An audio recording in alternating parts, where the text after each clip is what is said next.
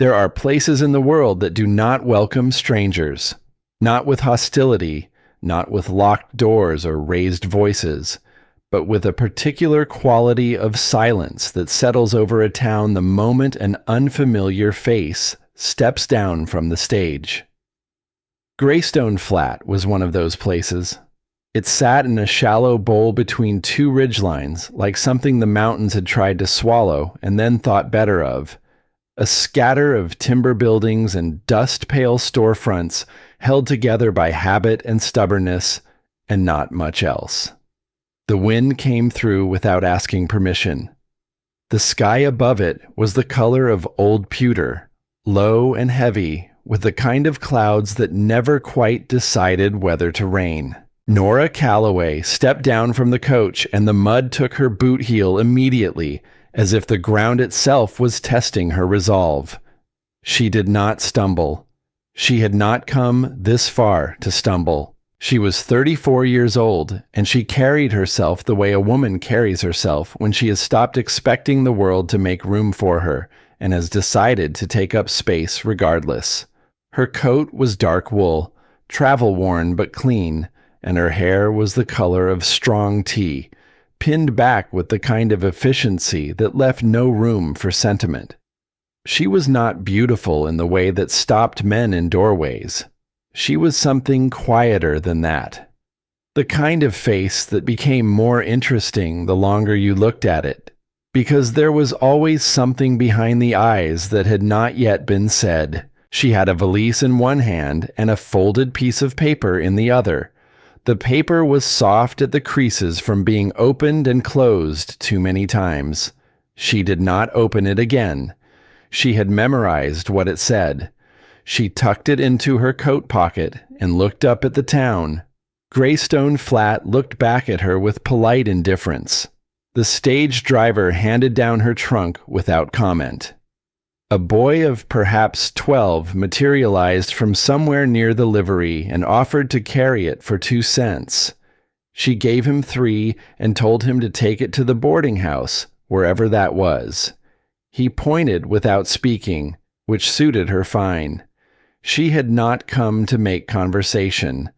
The boarding house was run by a woman named Mrs. Holt, which Nora found briefly and darkly amusing given the circumstances. Mrs. Holt was a wide, solid woman with capable hands and the particular expression of someone who had seen enough of life to be surprised by very little of it. She looked at Nora the way people in small towns look at strangers who arrive alone, with an assessment so quick and thorough it barely registered as looking at all. She had a room available. Of course she did. The room was small and smelled of cedar and old wool and something faintly floral that might have been lavender or might have been hope. It would do. Nora set her valise on the narrow bed and stood at the window. Outside, the main street of Greystone Flat went about its business. A man in a leather apron crossed from the hardware store to the feed merchant. 2 women stood talking outside the milliner's, their heads bent together. A dog slept in a patch of thin sunlight near the trough, undisturbed by everything. She had been in this room for perhaps 4 minutes when Mrs. Holt appeared in the doorway with a cup of coffee she had not asked for, which was either hospitality or interrogation.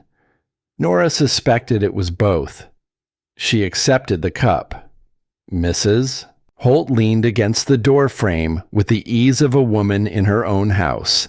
She looked at Nora's left hand, where a ring had once lived, and left its ghost in a faint, pale line. She looked at the single valise. She looked at the coat that was good quality, but several seasons old. Then she said, with the directness of someone who considered small talk a waste of everyone's time, "You're here about the Mercer notice." It was not a question.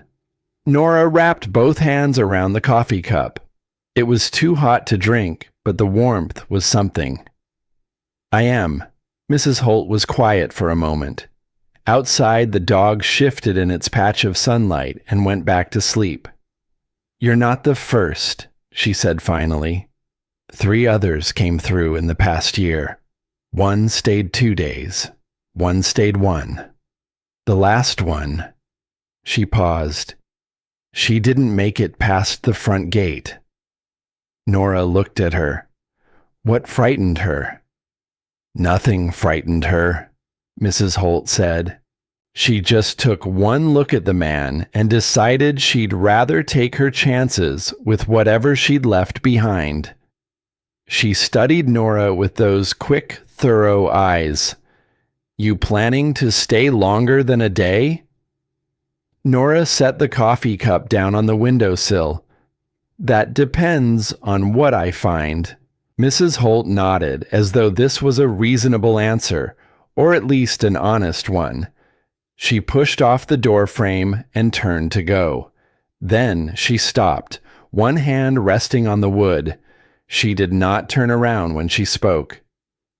Holt Mercer is not a bad man, she said. I want to be clear about that. He pays his debts and he keeps to himself, and he's never once given this town a reason to speak ill of him. But there's something that man is carrying that he hasn't put down yet. She paused. Whatever you're looking for out there, I hope you find it. I hope it doesn't break something that's already been broken enough. Then she was gone, her footsteps solid and unhurried down the hall. Nora stood at the window for a long time after that. The dog in the street woke up, stretched each of its 4 legs in sequence with great deliberateness, and wandered off. The women outside the milliner's parted and went their separate ways. The sky did not change. She reached into her coat pocket and touched the folded paper without taking it out.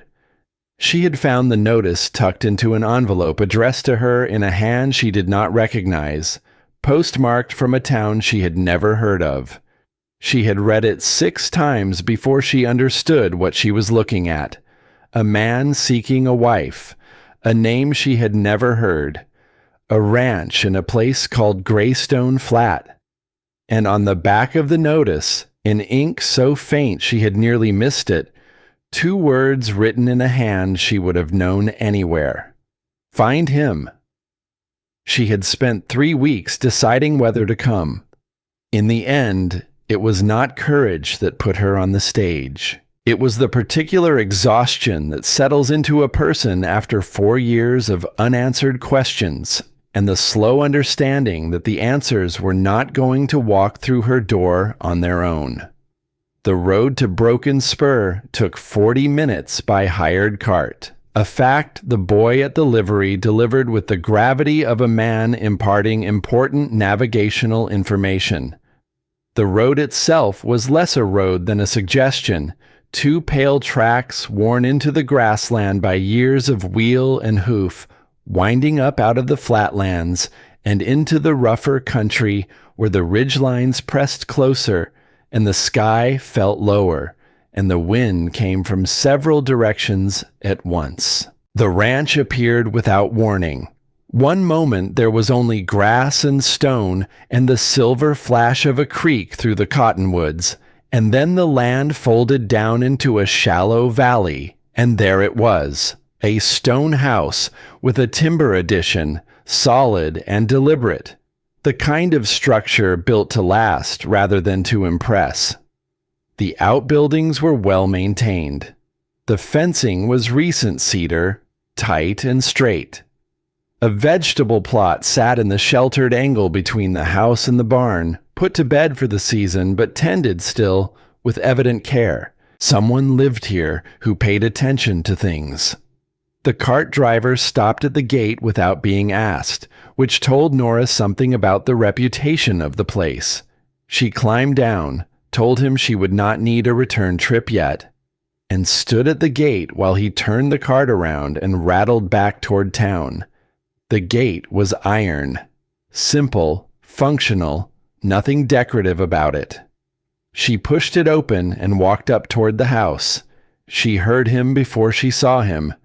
The sound of a fence post being driven into the ground, rhythmic and unhurried. a mallet striking wood with the steady patience of someone who had all afternoon and no need to rush it.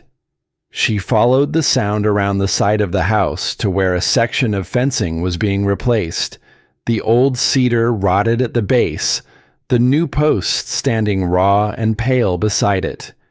He was working with his back to her. He was taller than she had expected, though she had not known what to expect. Broad through the shoulders in the way of a man who had done physical work his entire adult life, not for appearance, but because there was always more work to do. His hair was dark, shot through with gray at the temples, and he wore it without vanity, just long enough to need cutting.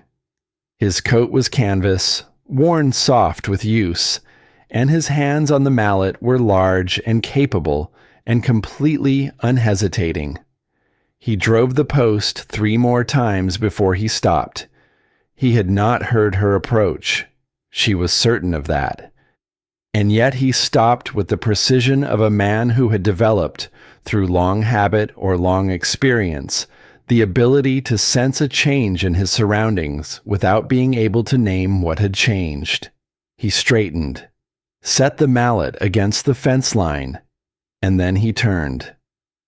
Nora had prepared herself for this moment in many ways across many weeks of the long journey west. She had prepared herself for recognition, for guilt, for the blank, careful face of someone who had been waiting to be found and had rehearsed his denial.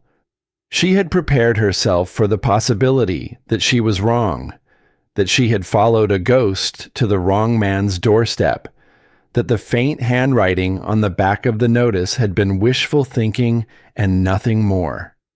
She had not prepared herself for the half-second of stillness.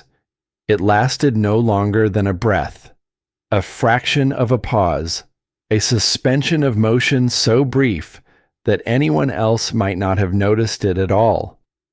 But Nora noticed it because she was watching for exactly that. For the moment when a person sees something that connects to a knowledge they have been quietly living alongside for a very long time. His face settled into stillness immediately after. Whatever had crossed it in that half-second was gone, tucked away with the practiced efficiency of a man accustomed to tucking things away. He looked at her with gray eyes that gave nothing and took everything in, and he said nothing. She said her name, Nora Calloway. She watched his hands. She had learned, in the years since James had gone, to watch people's hands when she said things that mattered, because faces could be schooled, but hands were harder to manage. His right hand, which had been hanging loose at his side, reached back and closed around the top rail of the fence. The knuckles whitened for a moment. Then he released it. He said, "I'm Holt Mercer." His voice was low and unhurried, the voice of a man who chose his words the way he drove his fence posts, with patience, and only when necessary. There was nothing in those 3 words that should have told her anything. And yet, "I know," she said. They looked at each other in the cold afternoon air, the wind moving through the cottonwoods down in the creek bottom, the sky pressing low and gray overhead. Somewhere in the barn, a horse shifted and blew.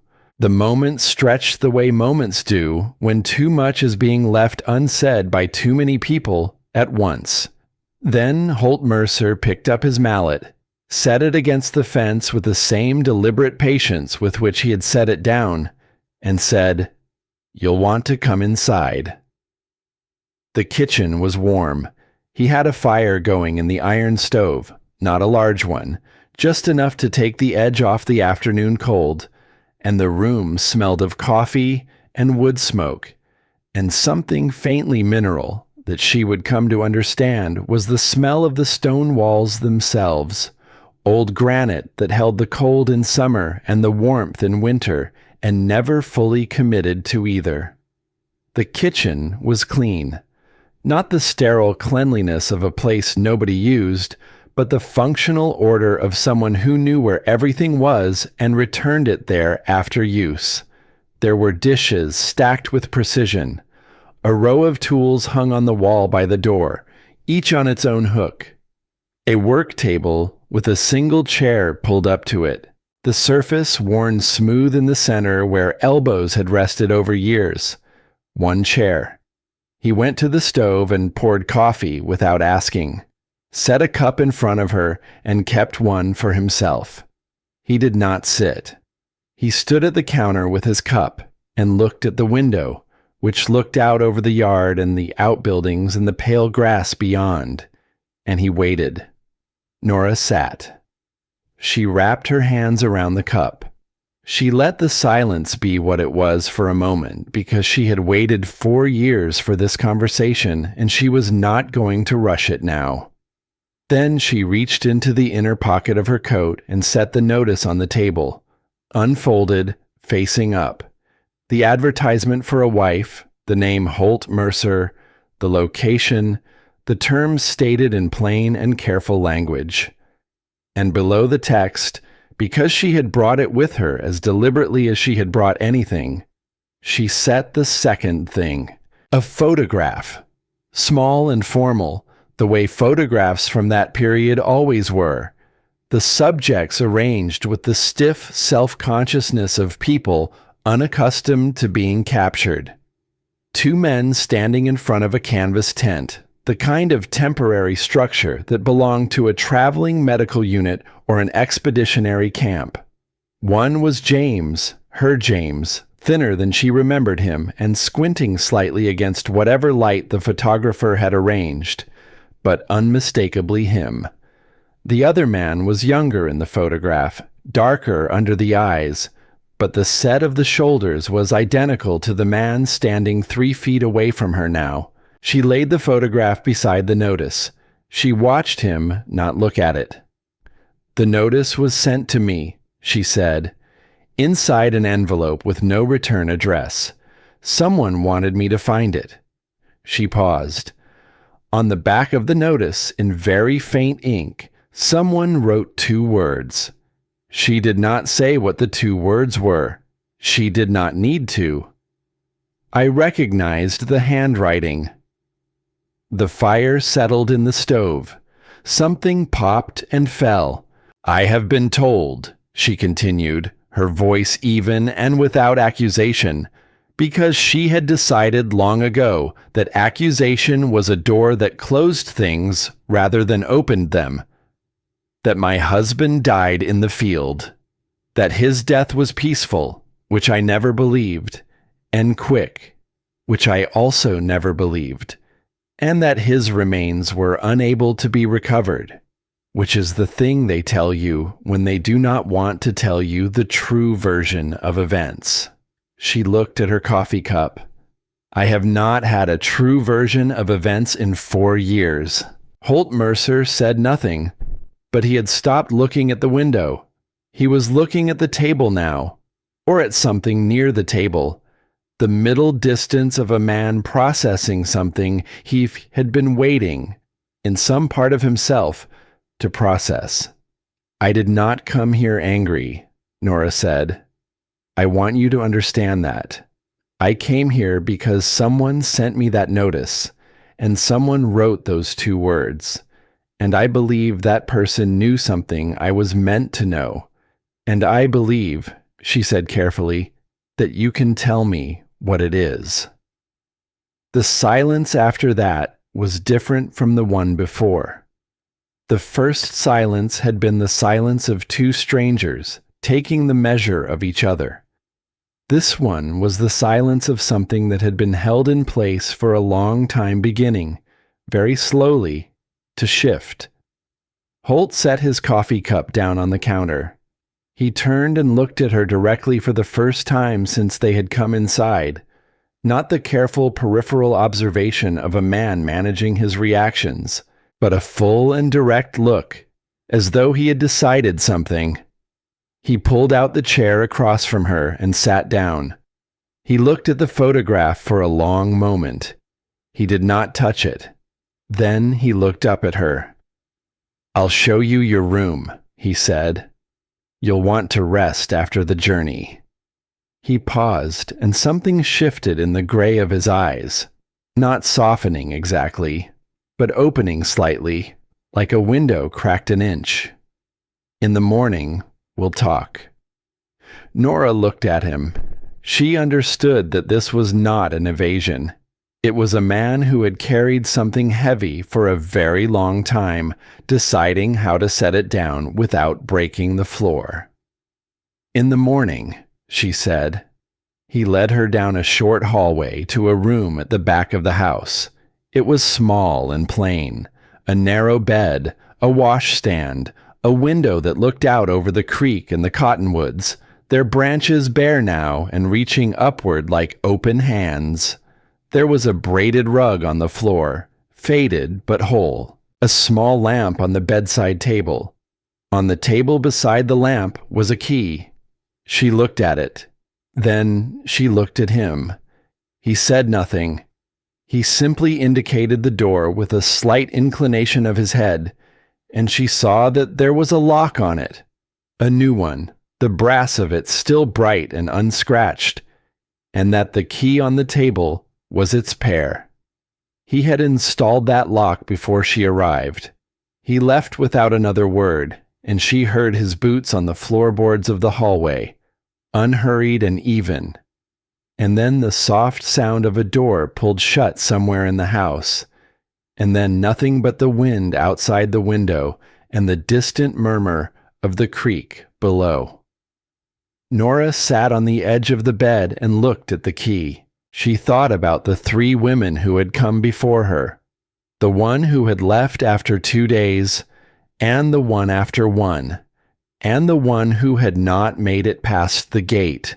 She thought about what Mrs. Holt had said.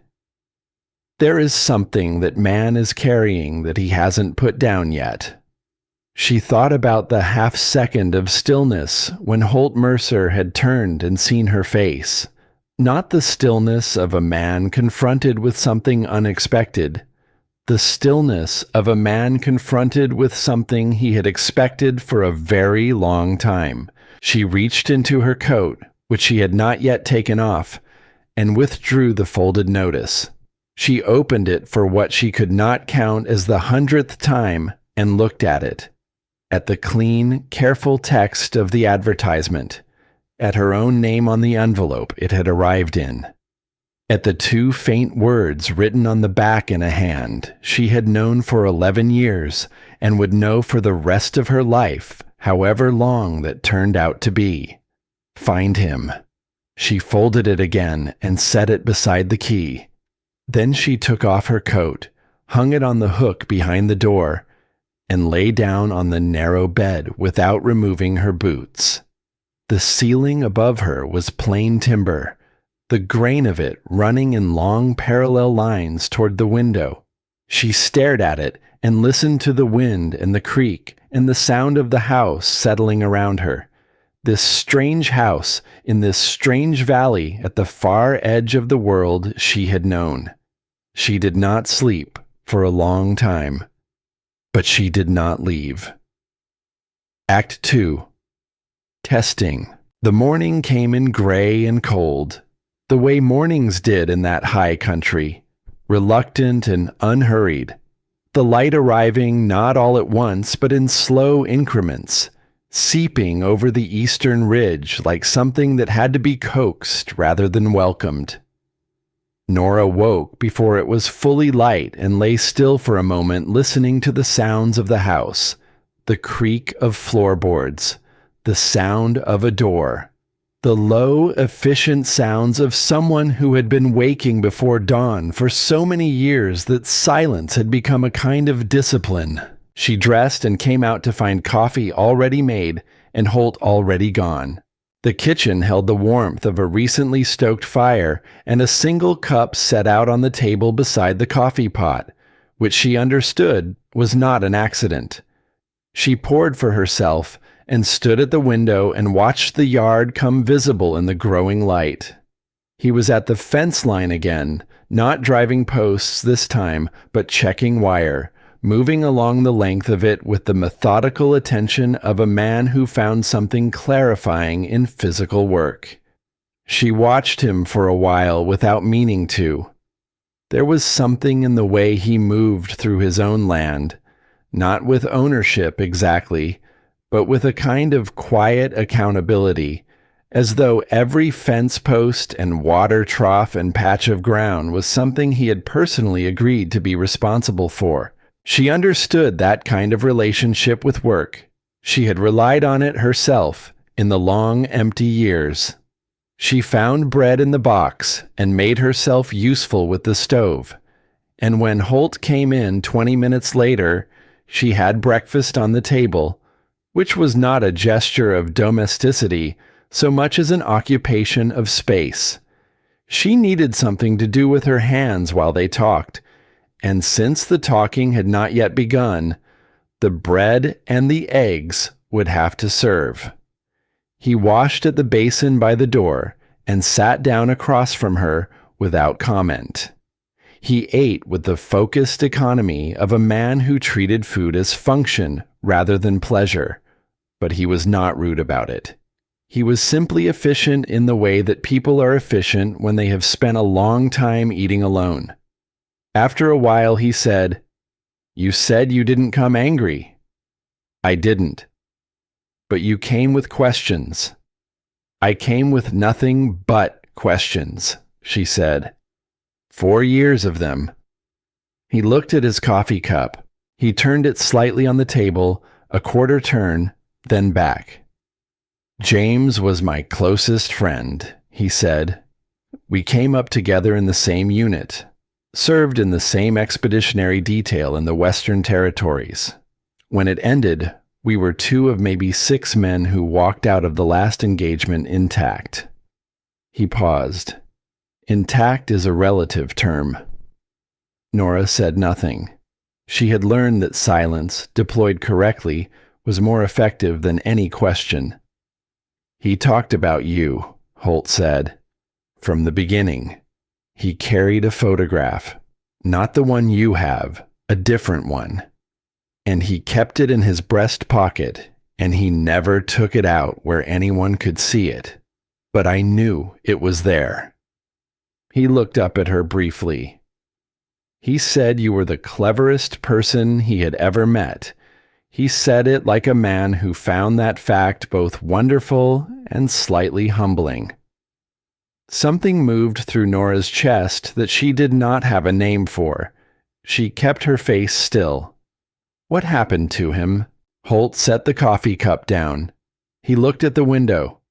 Outside, the light had strengthened into something pale and honest, the kind of winter morning light that showed everything without flattering anything. "Not yet," he said quietly. "There are things I need you to understand first, things that happened before the end. If I tell you the end first, you won't have the shape of it." She wanted to argue. She felt the pull of 4 years of impatience coiled in her sternum, the exhausting weight of not knowing pressing against the inside of her ribs. But she looked at the set of his jaw and recognized something she had seen in the mirror often enough. The face of a person who had organized their grief into a structure that allowed them to function, and who knew that dismantling it had to be done in a particular order or the whole thing would collapse. "All right," she said. He nodded once. "I'll be in the East Field until midday. The account books are in the study. Second shelf, green cover." He stood and took his plate to the basin. "If you need something, there's a hand named Rudy who works the barn in the mornings. He won't bother you." And then he was gone again, back into the yard, back into the discipline of physical work, leaving her with his house and his coffee and the answer to nothing. She found the account books. She had not gone looking for them because he had mentioned them. She had gone looking because she was the daughter of a man who had made his living reading documents, and 4 years of unanswered questions had taught her that the truth of a person's life was usually visible in the record of how they spent their money. She was not looking for anything in particular. She was looking in the way that a woman looks when she has been given the run of a house she does not yet understand. Attentively, and without apology. The study was a small room off the main hallway, clearly used but not frequently. A desk, 2 shelves, a window that faced north and brought in good steady light. The account books were where he had said they would be. Second shelf, green cover, and beside them a collection of older ledgers in various states of repair. The earliest ones so worn at the spine that the pages fanned out slightly when she drew them from the shelf. She sat at the desk and began with the most recent. Holt Mercer kept his accounts with the precision of someone who had learned the hard way that imprecision was expensive. Every entry was dated, described, and totaled in a hand that was cramped but legible. Cattle purchases and feed costs and hired labor and supply runs into town, all recorded in the careful shorthand of a man who trusted numbers more than words. The ranch was profitable in a modest, hard-working way. Not wealthy, but solvent. The kind of operation that stayed alive through attention rather than luck. She had been reading for perhaps an hour when she found it. It was not dramatic. It did not announce itself. It was simply an entry like any other, except that it repeated. A sum, not large, but not trivial. Transferred on the same date each month to an address written only as a box number at a post office in a town she had never heard of. No name attached to it. No description of services or goods received. Simply the number and the address, month after month, going back 4 years in an unbroken sequence. 4 years. She looked at the first entry. Then she looked at the date she knew, without having to think about it. The date she had received the official letter, the one with the formal language and the careful condolences, the letter that had told her James was gone. She looked at the date of the first payment, the same month. She sat with that for a long time. She did not reach for interpretation. She simply looked at the numbers and let them mean whatever they meant. When she heard Holt come in at midday, she was still at the desk, the account book open in front of her, her finger resting on the page without pressing. He came to the doorway of the study and looked at her. He looked at the book. He looked at where her finger rested on the page. "The payments," she said. Not an accusation, a statement. Something moved behind his eyes. "Yes." 4 years, no name. "No." Starting the same month, James was declared lost. He said nothing. He leaned his shoulder against the door frame and looked at a point somewhere to the left of her head, which she had learned already was what he did when he was deciding how much to say. "Are you going to explain them?" she asked. He was quiet for another moment. Then, "Not today." He met her eyes. "Tomorrow. I'll explain them tomorrow." She wanted to push. She felt the edges of her patience beginning to fray. 4 years of waiting pressing up against this single additional day like water against a dam.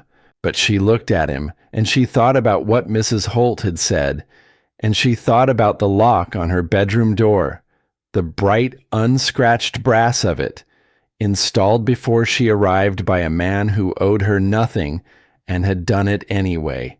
She closed the account book. "Tomorrow," she said. That afternoon she walked the property, not by invitation, he had not offered a tour, but because she needed to move, and because the land was there and open and indifferent to her in a way that was almost restful. She went down to the creek through the cottonwoods, the dead grass pale and stiff with cold, the water running clear and low over smooth stone. She stood on the bank and listened to it and watched a kingfisher work the far side with the focused intensity of a creature that had no time for anything that was not immediately useful. She was on her way back up from the creek when she saw the man near the barn. He was not Rudy. She had met Rudy briefly near noon, a weathered man of 60 or so who communicated primarily through nods and single syllables, and seemed entirely unbothered by her presence, which suited her. This man was different.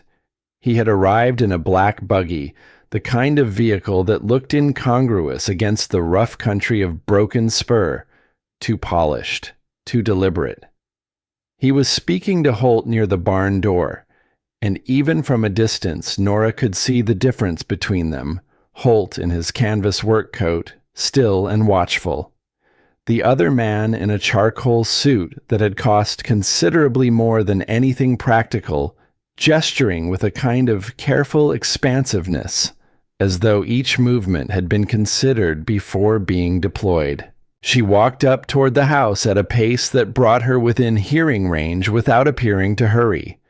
The man in the suit was saying something about a right-of-way, an access road, a business proposition. His voice was smooth and shaped by education, the voice of a man who had learned to use language the way other men use tools, for leverage and for concealment. He was perhaps 55, lean in the way of a man who had never done physical labor, with dark eyes that were sharp and entirely still, even when the rest of his face was animated. He saw Nora before Holt turned. She watched him see her. It was brief, a flicker, nothing more. But she had spent the morning reading account books, and she was in the habit of noticing things. He registered her with the controlled attention of someone who had been expecting, in some general way, that there might be a woman here, and was now cataloging the specific woman in front of him with more interest than the occasion warranted. Holt turned and saw her. Something in his posture shifted. Not much, just a degree, the way a door shifts when someone leans against it without opening it. He said, "This is Nora. She's visiting from the east." The man in the suit smiled. It was a good smile, technically. The teeth were even, and the expression was warm, and it reached just far enough up his face to be convincing. He removed his hat. "Desmond Vale," he said. "A pleasure. We don't often see new faces in this part of the territory." He said it lightly, the way people say things they mean more heavily. "You've come a long way." "A fair distance," she agreed. "From the east, Mr. Mercer says." Vale's eyes moved over her face with the calm thoroughness of an inventory. "What brings you out to this particular corner of the world?" "Curiosity," she said pleasantly. Vale's smile did not change.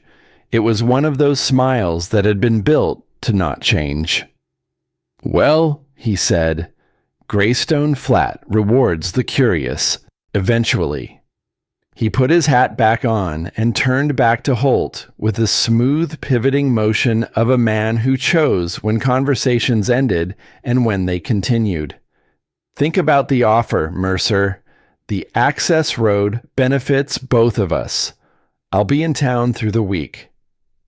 He climbed back into the buggy with the unhurried ease of a man who was accustomed to departing from places on his own schedule. The horse moved out of the yard at a collected trot, the wheels cutting clean lines through the mud. Holt watched him go without speaking. Nora stood beside him. The buggy reached the gate and passed through it and turned onto the road, and the sound of the wheels faded into the wind. "How often does he come?" she asked. "Often enough." "What does he actually want?" A long pause. "More than he says." She looked at Holt's profile. He was still watching the road, though the buggy had been gone for 30 seconds and there was nothing to see but empty track and pale grass. He knew who I was, she said, before you introduced me. Holt's jaw moved. Probably. How? He turned and looked at her then, and there was something in his eyes that was not quite fear and not quite warning, but occupied the space between them. That, he said, is part of what I'll tell you tomorrow. He went back into the barn without another word. That evening she made supper again because the kitchen was warm and the work was grounding and she needed to think. She made a simple stew with what she found in the cold cellar, the kind of cooking that did not require attention and therefore left the mind free to move. She was cutting bread when Holt came in, and they ate together in the particular silence that had begun to establish itself between them. Not uncomfortable, not easy, but functional, like a shared tool that neither of them had claimed ownership of yet. She was clearing the table when she found it. She had not been looking. She was stacking plates, and her elbow caught the edge of a pile of papers he had left on the far end of the table. Supply lists by the look of them. And they slid and fanned across the surface, and she gathered them back together, and at the bottom of the pile was an envelope. She would not have looked at it except that it was addressed in a hand she recognized. Not James's hand. The other hand. The one from the notice. The anonymous hand she had been trying to place since she had received the envelope in the East. The one that had sent her across half a continent following 2 words written in fading ink. She would have walked past it without a second glance if it had been any other handwriting in the world. She set it down on the table. Holt had his back to her at the basin. She picked it up and turned it over. Unsealed. Empty. The contents removed. Read. Presumably kept somewhere else. But the envelope was there, addressed to a post box number she did not know, in a town she had not heard of. The same handwriting that had sent her here. She set it carefully back where she had found it, at the bottom of the supply lists, and she finished clearing the table, and she did not say anything. After Holt retired, she sat in the kitchen alone for a long time, the lamp burning low, the fire reduced to embers. She was thinking about the envelope and the account book and the man in the charcoal suit who had looked at her with too much stillness in his eyes. She was thinking about the pattern of it, the way things that appeared separate had the shape of something connected, and she was laying them out in her mind the way her father had taught her to lay out documents, not looking for conclusions, just looking at the arrangement, waiting for the shape to become visible. The shape was becoming visible. And then Holt knocked on the open kitchen door frame, which surprised her because she had heard his door close and had assumed he had gone to bed. He was still dressed, which meant he had not slept, which meant she was not the only one sitting in the dark trying to arrange things into a pattern that made sense. He had an envelope in his hand, a different one, older, the paper softened with handling. He came to the table and set it down in front of her, and sat across from her in the same chair he had occupied at breakfast, and he looked at the envelope for a moment, the way a man looks at something he has been carrying too long, and is finally setting down somewhere safe. James wrote this 3 months after the date on the official letter, he said. He sent it to me because he had no other way to reach you safely. He asked me to keep it until... He stopped, started again.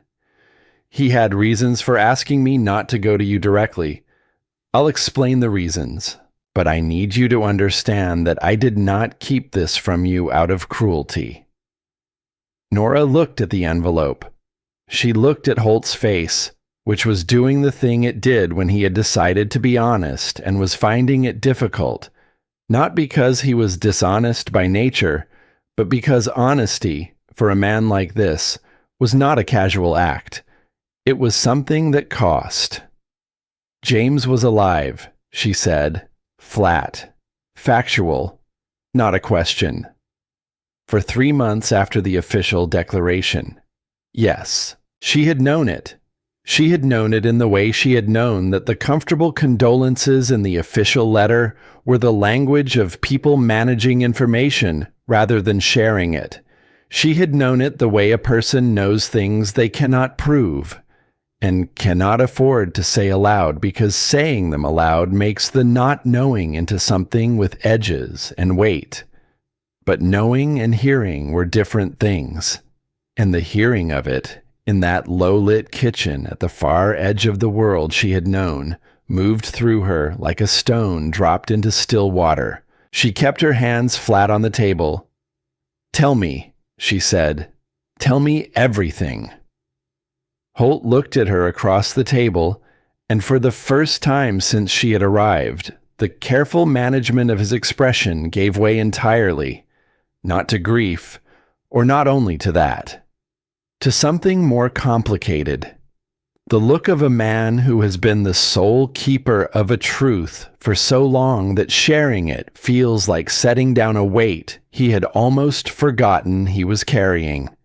His name was not the only one on the list of men lost in the last engagement, Holt said. But he was the only one who walked out of it alive and kept walking. He had a reason to disappear, and the reason had a name. He paused. Desmond Vale, outside. The wind moved through the cottonwoods along the creek, and the fire settled into ash, and the kitchen held its warmth against the cold pressing in from every direction. And Nora Calloway sat across from Holt Mercer in the lamplight and listened to the first true sentences she had heard in 4 years. She did not look away. She did not move. She listened with the whole careful attention of a woman who had come a very long way for exactly this, as the shape of the thing finally, irrevocably, became clear. The story came out in pieces, the way stories do when they have been held in silence for a long time, not all at once, not in a clean narrative arc, but in fragments that had to be assembled like shards of something broken, each one requiring care in the handling. Holt talked for a long time that night. He talked in the measured, unhurried way he did everything, pausing when he needed to and not filling the pauses with anything unnecessary. And Nora listened without interrupting because she understood that this was not a man who told things easily, and that interrupting him would be like startling a horse in the middle of a narrow crossing. The momentum, once broken, might not return. James had been a field physician attached to an expeditionary unit operating in the rough country beyond the western settlements. The unit's purpose was officially described as peacekeeping and survey work. The reality, Holt said, was more complicated and less clean, as the reality of such things usually was. Desmond Vale had been the unit's commanding officer, and he had held that position not through military distinction, but through connections that ran deeper and wider than the expeditionary detail itself, commercial connections, the kind that had interests in the land being surveyed and routes being mapped. Vale's son had been in the unit, a young man of 22, according to Holt's telling, who had inherited his father's ambition but not his father's patience, and who had pushed beyond the designated perimeter on a morning when conditions were poor and judgment was required. The young man had been injured. James had been the physician on call. The decision James had made in that field was not a wrong decision. Holt said this the way he said things he needed Nora to believe, quietly, without embellishment, making the words carry the weight of his own certainty. It was a decision made with the information available in the time available, and another physician with more time and better conditions might have made the same choice and been called competent for it. But the young man had died, and Desmond Vale had needed someone to hold responsible And James had been the man with the medical bag and the record of the decision in his own handwriting. Vale had moved to have James formally censured. James had known it was coming. And James, in the days before the proceedings could be convened, had made a choice that Holt had spent 4 years trying to decide whether he admired or mourned. He had disappeared, not fled. Holt was careful about that word, as though the distinction mattered to him personally, which it clearly did. He had not run from responsibility. He had calculated with the particular precision of a man who had spent years in close quarters with Desmond Vale and understood exactly what the man was capable of, that any proceeding conducted under Vale's influence would not be an inquiry. It would be a conclusion in search of supporting documentation, and that the documentation would be arranged. He had asked Holt to help him vanish from the official record, and then he had asked him something else. "He asked me to find you," Holt said. He was looking at the table when he said it. Not right away. He said to wait, because if Vale couldn't locate him, he would look for pressure points, and you were the most obvious one. He said if I came to you directly, Vale's people would follow me there. He paused. He said to wait until he could establish himself somewhere safe, and then he would send word. But he didn't, Nora said. He sent 3 letters. The first 2 reached me. The third one... Holt stopped. He picked up his coffee cup and set it down without drinking from it. The third one didn't come from him. The silence after that had a particular quality. Not the working silence they had developed over the past days, or the careful silence of a man managing his words. This was the silence of a door being opened onto something neither of them wanted to look at directly, but both of them had known was there. "Vale found him," she said. Yes, she sat with that for a moment. Outside the wind had died and the night was very still. The kind of stillness that settled over high country when the temperature dropped far enough that even the air seemed to stop moving. She thought about James, not the official version, not the language of the formal letter, but the actual man, the one who had kept her photograph in his breast pocket and spoken of her to a friend in terms that had evidently embarrassed them both. She thought about him making that calculation, choosing to disappear to protect her, spending his last months in hiding while she spent hers in ignorance, and the terrible, exhausting love in that choice, and the terrible, exhausting loneliness of it. He was wrong about one thing, she said quietly. Holt looked up. He thought knowing would break me. She met his eyes. It doesn't. It hurts. But it doesn't break. Holt held her gaze for a moment longer than he had held it before. Then he looked down at the table again, and she saw his jaw move slightly. Not speaking, just processing. And she understood that this, too, was something he was filing away carefully, the way he filed everything. She asked about the payments. He told her without hesitation this time, as though the telling of the larger thing had made the smaller one easier to carry. The address belonged to a woman named Tessler, the widow of a soldier who had died in the same final engagement, a man whose death Holt had not been responsible for but had witnessed, and whose family had been left with nothing because the official record of his service had been quietly amended in a way that eliminated their pension claim. Vale's work, though it could not be proven.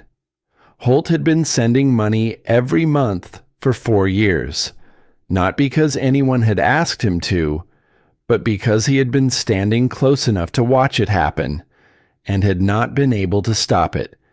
And this was what he had, instead of being able to stop it. Nora looked at him across the table for a long moment. She thought about the single chair at the work table in the study. She thought about the 3 women who had come before her and left before they understood what they were looking at. She thought about a man who woke before dawn and drove fence posts in the cold and sent money quietly to a woman whose name he had never mentioned to anyone. And she thought about what Mrs. Holt had said. There is something that man is carrying that he hasn't put down yet. And she thought that she was beginning to understand the shape of what he was carrying and why he had not put it down. He had not put it down because there was no one to hand it to. She went to bed that night and lay awake listening to the creek and thinking about that. In the morning, she asked Holt if she could borrow the horse. He looked at her with an expression that was not quite surprise.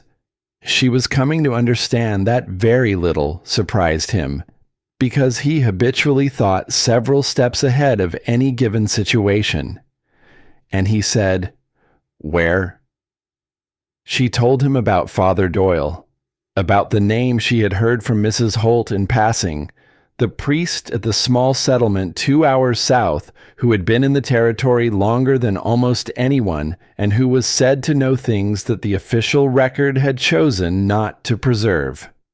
She did not tell him she had also found the envelope at the bottom of the supply pile, the one addressed in the anonymous hand. She was not ready to say that yet. She wanted to know what Father Doyle knew first. Holt was quiet for a moment. Then he said, "I'll take you." They rode out in the early morning, the air sharp and cold, the grass pale with frost that had not yet burned off. Holt rode with the ease of a man who had grown up on horseback and could not imagine himself otherwise, and Nora rode beside him on the bay mare he had selected for her without discussion. A sensible animal, sure-footed and calm, which told her something about how he assessed people as well as horses. He had not given her the prettiest horse. He had given her the right one. They did not talk much on the ride. The silence between them had changed in the week since her arrival, shifted from the careful silence of 2 strangers managing their distance to something more like the companionable quiet of people who had run out of the need to perform ease and had arrived at the actual thing. She was aware of him in the way she was aware of the landscape, not intrusively, but constantly, a steady presence at the edge of her attention that she had stopped trying to ignore. She was aware, also, that he was doing the same. Father Doyle's settlement was a small cluster of buildings around a plain stone chapel, the kind of place that had grown up organically around a single fixed point. The church first, then the house, then the outbuildings, all of it worn and well used and entirely without pretension. The priest himself was a man of perhaps 70, compact and weathered, with hands that had worked outdoors for decades and eyes that were the particular bright blue of someone who had spent a long time paying attention to things most people walked past. He knew Holt. They greeted each other with the minimal warmth of men who did not meet often but thought well of each other.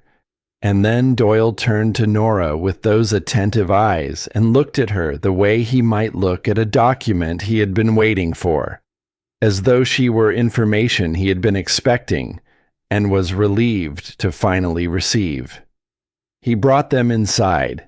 He made tea with the unhurried competence of a man who had been making tea for strangers for 50 years. He set the cups down, and he looked at Nora and he said, "You're James Calloway's wife." Not a question. "I am," she said. He nodded. He wrapped his hands around his own cup. "I wondered when you would come. I wondered if you would come." He looked at Holt. "I'm glad you brought her," Holt said. "She found her own way here." Something shifted in Doyle's expression, respect or recognition or both. He looked at Nora again. "James sent me something," he said, "before the end." He sent it with instructions. He said to hold it for the woman named Nora Calloway, and only to give it to her when she came to ask for it herself. He paused.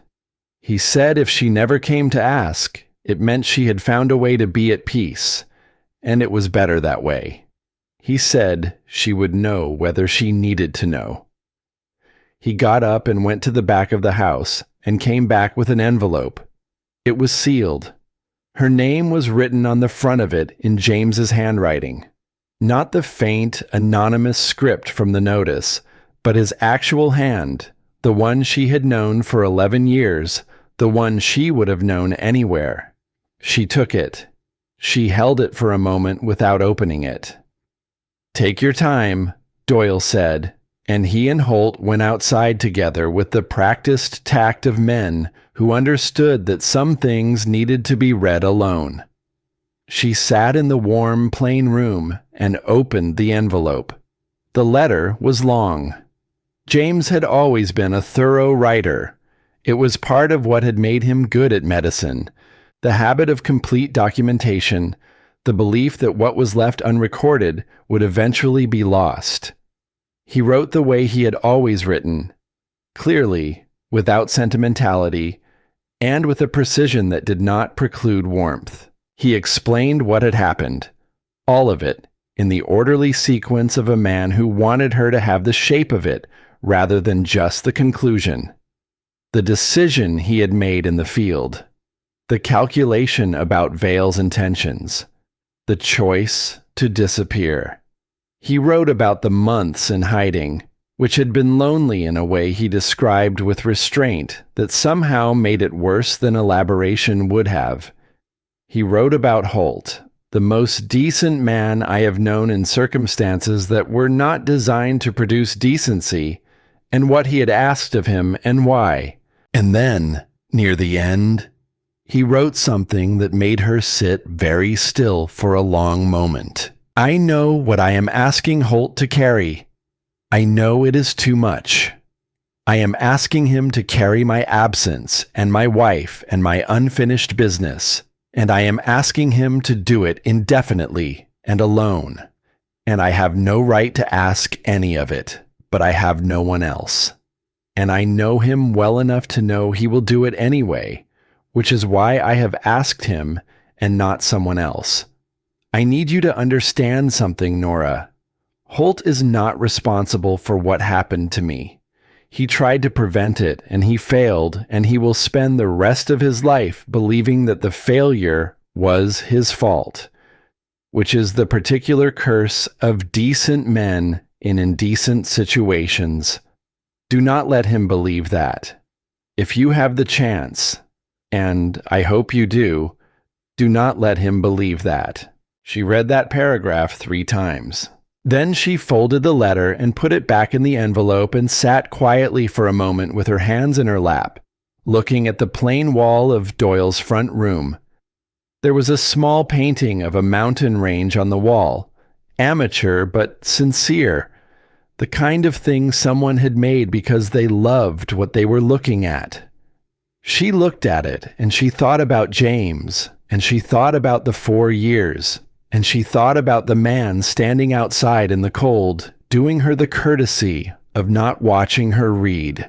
She thought about what James had not written, which was also there in the letter in the space between the careful sentences, in the things he had not said about Holt, because to say them directly would have been to say too much, and he had known it. She stood up and went outside. Holt was standing at the edge of the yard looking out over the frost-pale grass, his hands in his coat pockets, his breath making slow clouds in the cold air. Doyle was nowhere visible, retreated to some errand or other with the discretion of a man who had spent decades presiding over moments that required privacy. She walked up beside Holt and stood there without speaking for a moment. "He told me you tried to reach him," she said finally, "before the end. I was 2 days behind. He knew that." Holt said nothing. He wrote about it. She kept her voice even. He did not hold you responsible. He was very clear about that. The muscle in Holt's jaw moved. He looked out over the grass. James was generous about a great many things. He was accurate, she said. There's a difference. Another silence. The wind came across the grass and moved between them, and she felt him shift his weight slightly. Not away, just a settling, like a man who has been standing at attention for a long time and has just, almost imperceptibly, stood down. He asked me not to love you, Holt said. He said it the way he said things he had been holding for a long time. Not suddenly, but with a kind of controlled release, the words coming out level and quiet. In the last letter, he said it would complicate things. He stopped. He said it was the one thing he couldn't sanction, even from a man he trusted with everything else. Nora looked at his profile. He was still facing the grass and the mountains beyond it, the winter-pale landscape that had become, over these weeks, oddly familiar to her, as though she had been looking at it longer than she had. "What did you write back?" she asked. "Nothing." He paused. "I didn't write back because I didn't know what to say. And then the third letter didn't come."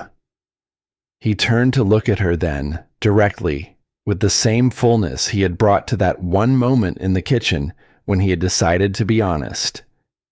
And then there was no more correspondence to have. She held his gaze. "He was wrong to ask that of you. He was afraid. Yes, but he was wrong." She looked back out at the mountains. James understood a great many things. He did not always understand the things closest to him. She paused. "He thought knowing the truth would break me. He thought this would be too much for you to carry. He was trying to protect everyone, and he could not see that the protection was its own kind of weight." Holt said nothing, but he was still looking at her, and she could feel it without turning her head. The steady attention of someone who was listening with more than just his ears. They rode back in the early afternoon, the light lower now, the shadows of the ridgeline stretching long across the valley floor. The frost had burned off, and the air had a thin, tentative warmth to it, the kind that promised nothing, but was better than nothing. The horses moved at an easy pace that neither of them pushed. Halfway back, Holt said, "Doyle told me something once. He said that guilt is just grief that hasn't found its right name yet." He paused. "I've been thinking about that for 3 years, and I still don't know if it's true." Nora considered it. "I think it might be true in the specific direction. Grief moves forward. Guilt moves in circles." She glanced at him. "You've been moving in circles." He thought about that for a while. The horses picked their way along the track, the dry grass whispering against their legs. Then he said, without preamble, and without particular emphasis, as though he were noting something he had noticed a while ago and had finally decided to say aloud, "You're not what I expected." She looked at him. "What did you expect?" He seemed to consider this honestly. "Someone more broken, or more angry, or both." "I had 4 years to grieve," she said. "The anger burned through in the first year. The breaking, I decided I didn't have the time for it." She paused. "What I had instead was questions. Questions keep you upright. They give you somewhere to go." He absorbed that. After a moment, "And now that you have some of the answers?" She looked at the track ahead of them, at the pale grass and the late light on the ridgeline and the smoke rising distantly from the direction of Broken Spur. She thought about the letter in her coat pocket. She thought about what James had asked of her regarding Holt. and what Holt had revealed about what James had asked of him, and the strange and painful symmetry of two people being instructed by the same man to keep themselves away from each other for reasons that had made sense to James and were becoming, with every passing day, increasingly insufficient. Now, she said, I have different questions.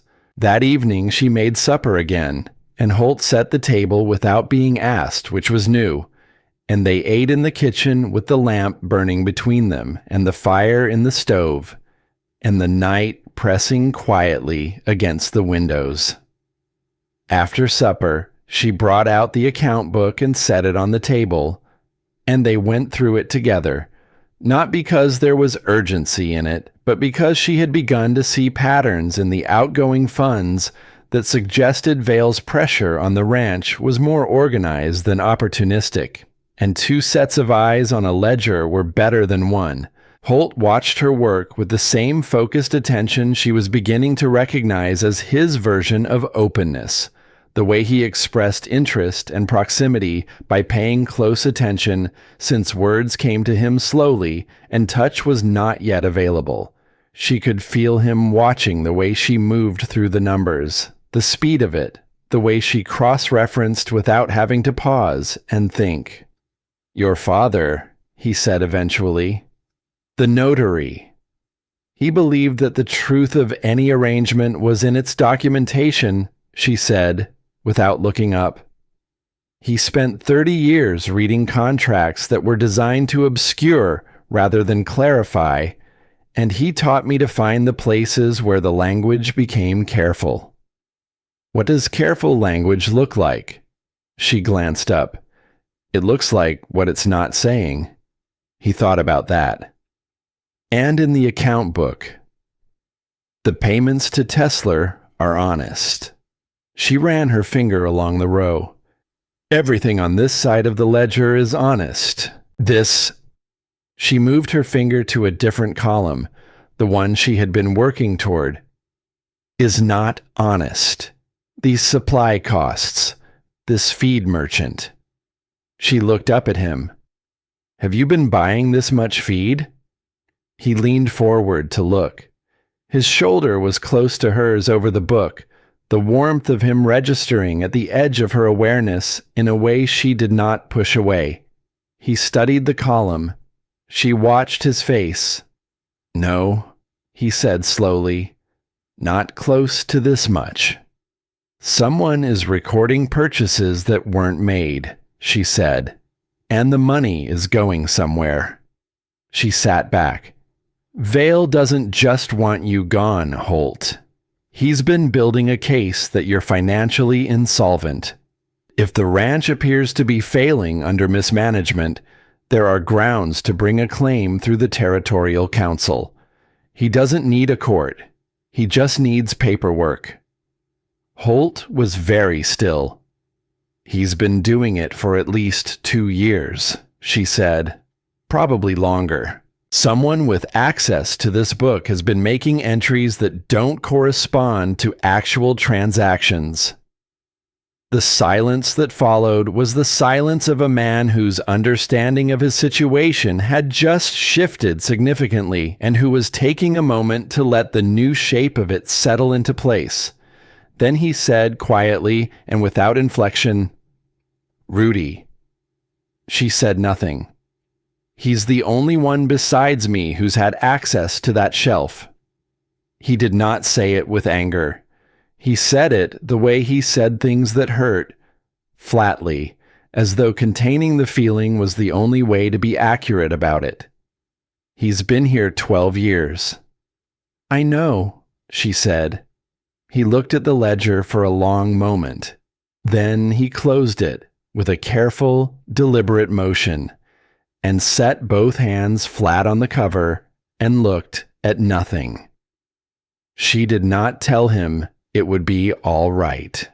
She did not offer comfort that would have been dishonest. She simply sat beside him in the lamplight while the fire burned and the night deepened outside, present and unhurried, and let him have the space to carry what he was carrying. After a while, he said, "Vale came to me with an offer 3 months ago. A business arrangement. I turned it down." He paused. He came back twice. Each time the offer was different, but the shape of it was the same.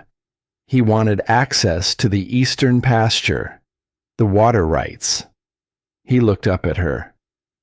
"If the records show I've been mismanaging the ranch, the Territorial Council has grounds to appoint an administrator. And an administrator appointed under those conditions would be Vale's man."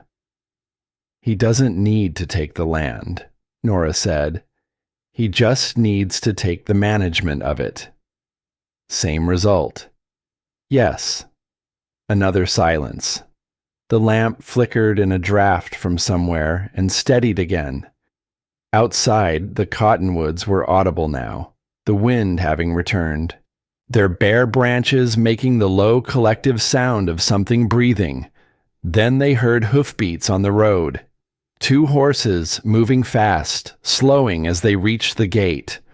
Holt was on his feet before she fully registered the sound, moving to the window with the unhesitating economy of a man whose instincts had been calibrated by years in situations where the difference between moving and not moving had mattered. He stood at the edge of the curtain and looked out into the dark yard. Nora came to stand beside him. In the thin light from the barn lantern, she could see 2 riders at the gate. They were not riding the kind of horses that local men rode. Too well bred, too matched, the kind of animals that were maintained for appearance as much as function. One of the men was dismounting. He had something in his hand. A document, by the shape of it, folded and official.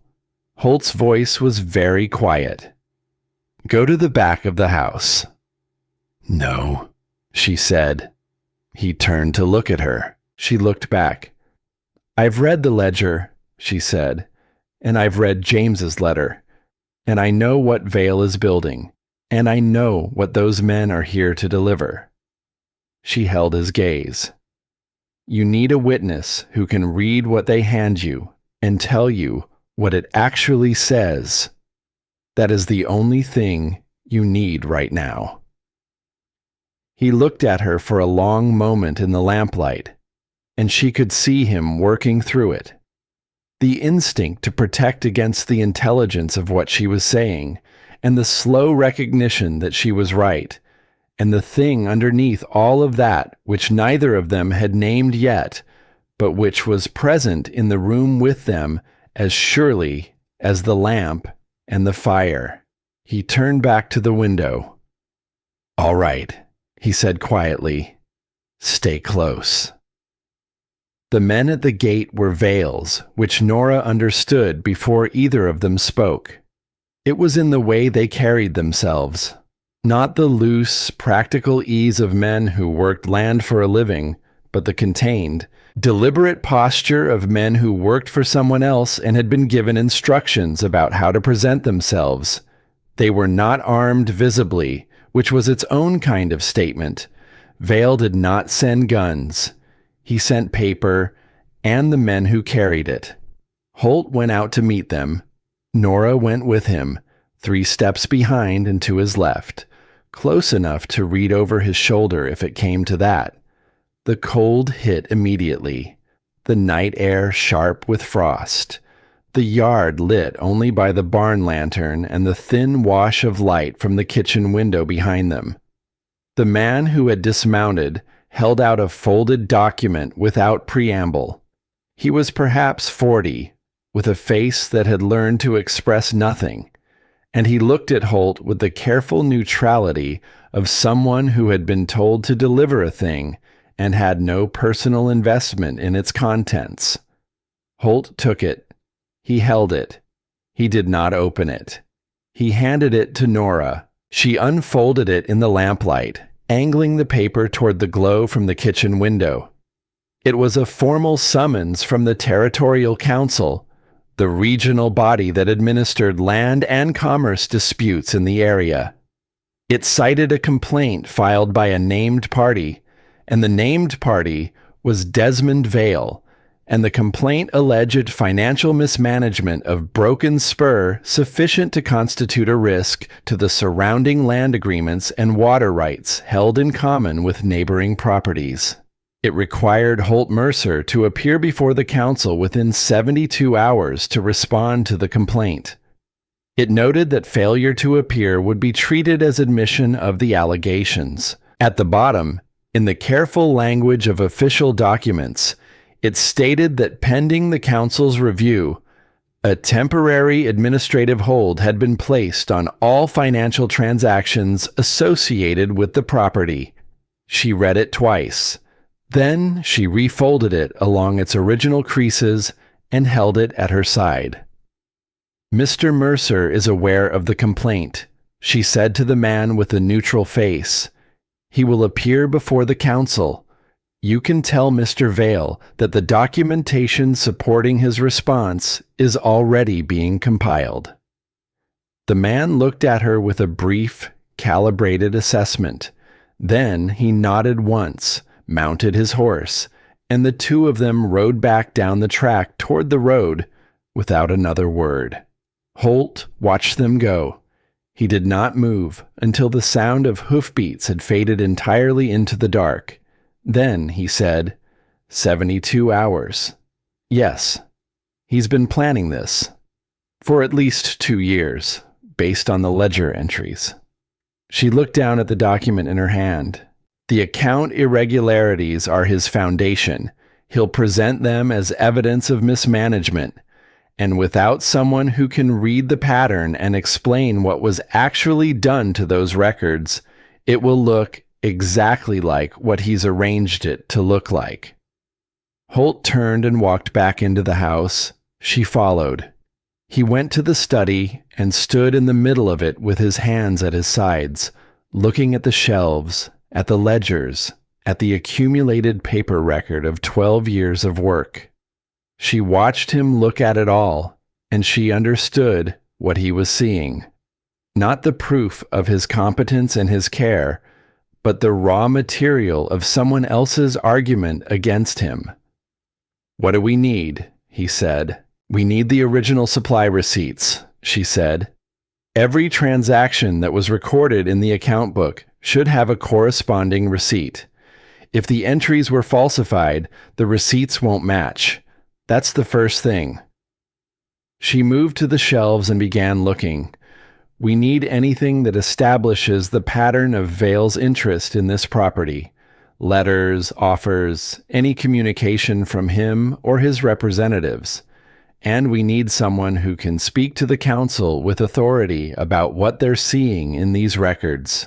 "Father Doyle," Holt said. "Doyle, yes. And Widow Tesler." She found a box of receipts on the lower shelf and pulled it down. "Vale's complaint rests on the ledger. Our response rests on the truth of what's actually in it.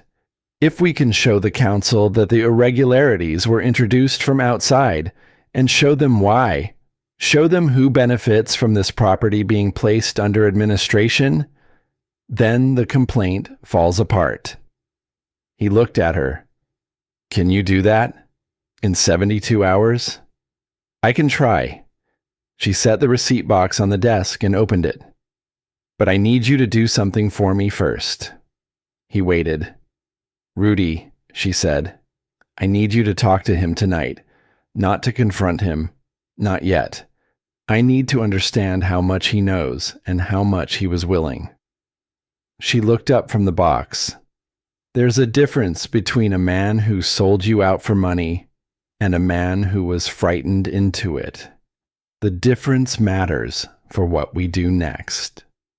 Holt held her gaze for a moment. Then he nodded and went out. She worked through the receipts alone.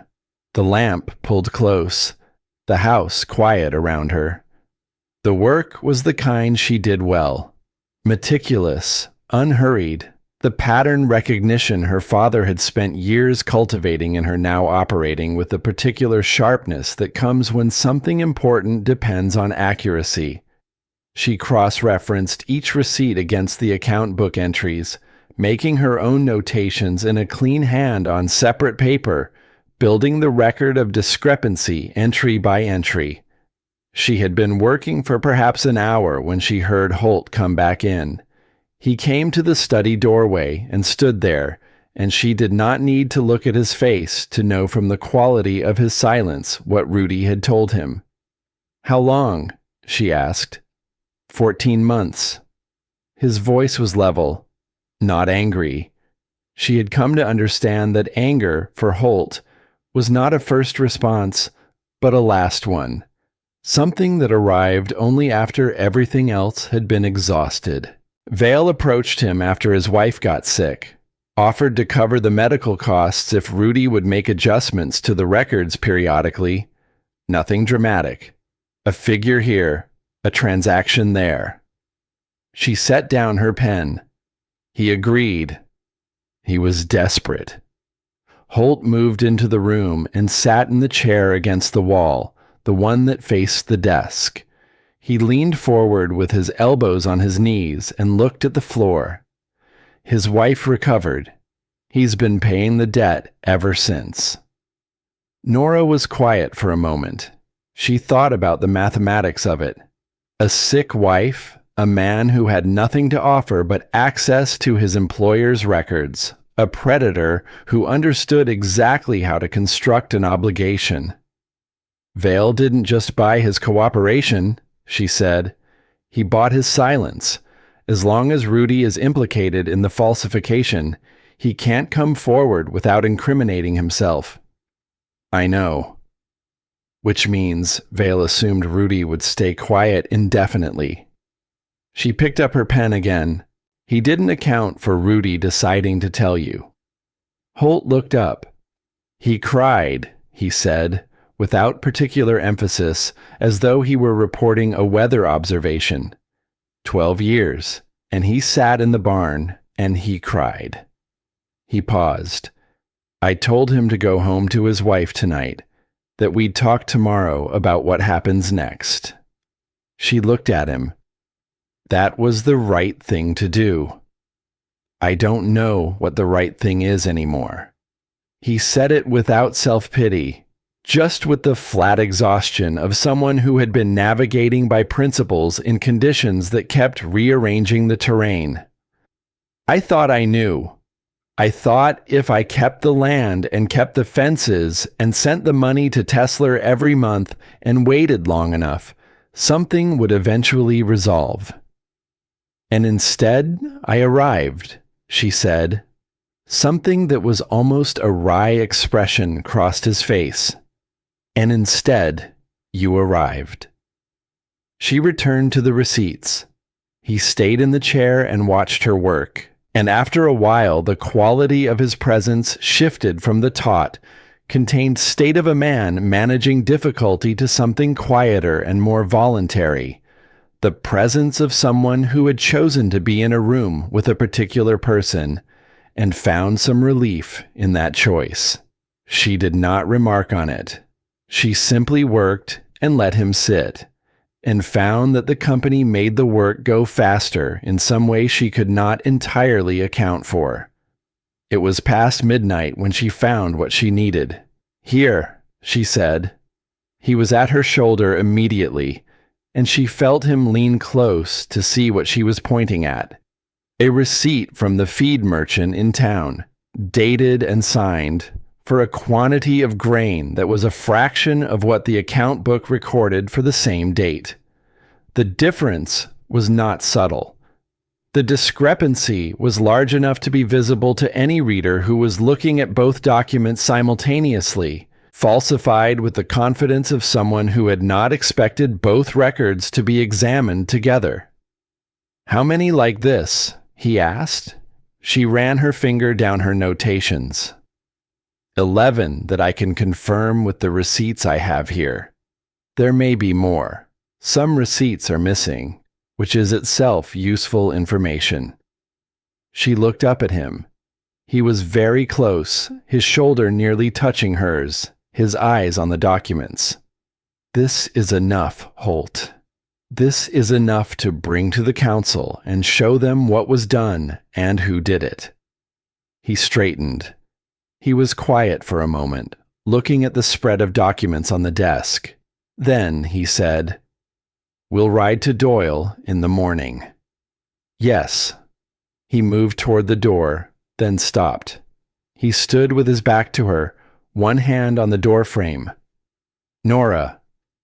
He said her name the way he had not said it before, without the careful management that usually attended it. Just her name, direct and unguarded. "Thank you." She looked at his back, at the set of his shoulders, at the hand on the doorframe that was holding on with just slightly more force than was needed. "Get some sleep," she said. "We have a long day tomorrow." He left.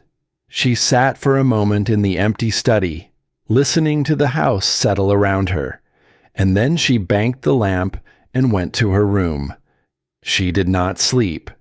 She lay in the narrow bed and looked at the timber ceiling and thought about Vale, and what a man like that did when he understood that his careful construction was being dismantled.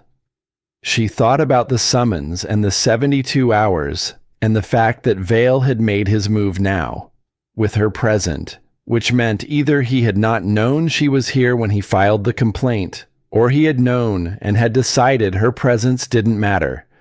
Neither possibility was comfortable. She was still thinking about it when the sound came, not loud, a soft percussion against her window, small and irregular. A branch in the wind. Or something else. She lay still and listened. It came again with a pattern that branches did not have. She rose, wrapped her coat around herself, and went to the window. Outside in the yard, barely visible in the darkness, a figure stood near the fence, small, hunched against the cold, holding something close to its chest. She recognized the posture before she recognized the person. Rudy. She dressed quickly and went out through the kitchen. The cold was absolute, the kind of cold that arrived in the deep hours of the night and made the yard feel like a different country from the one it was in daylight.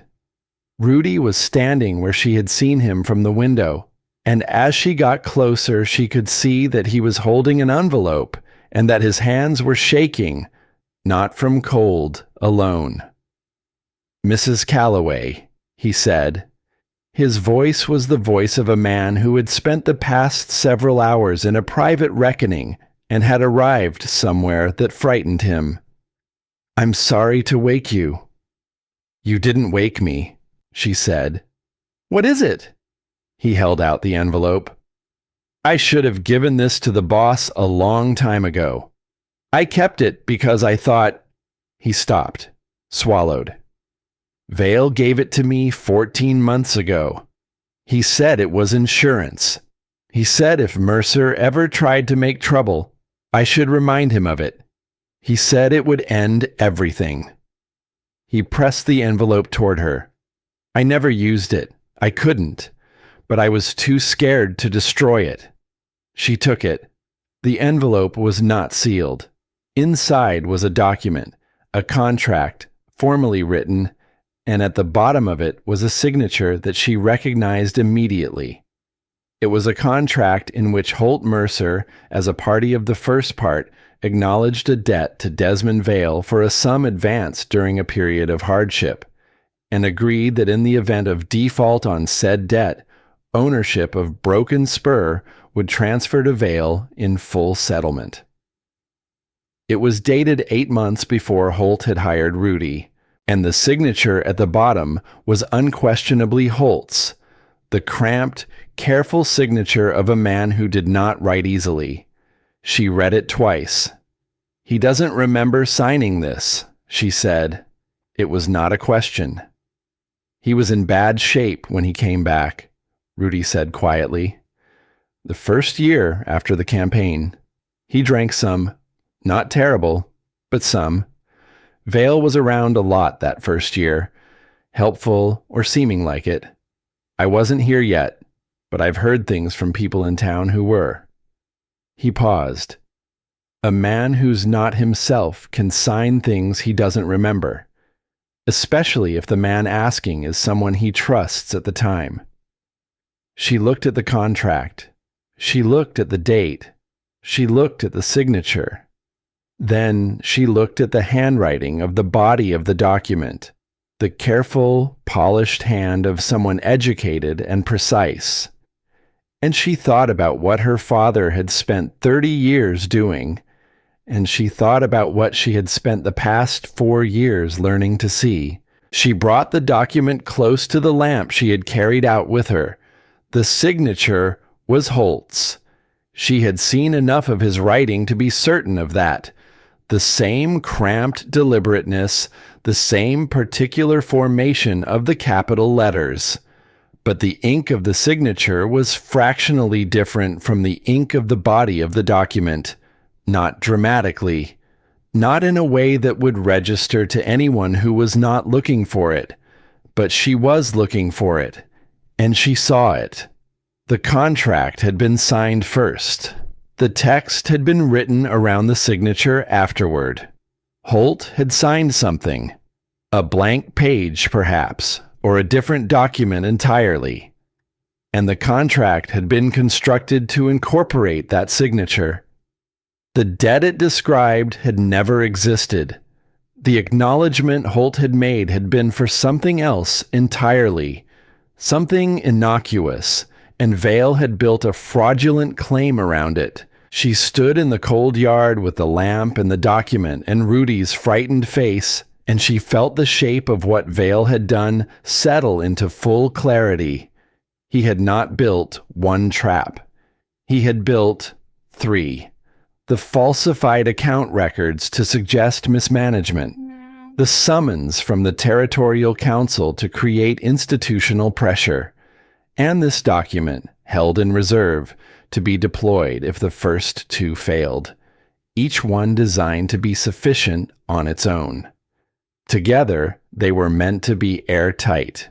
What Vale had not built into his calculation was a woman who read documents for the same reason she breathed, because the alternative was darkness.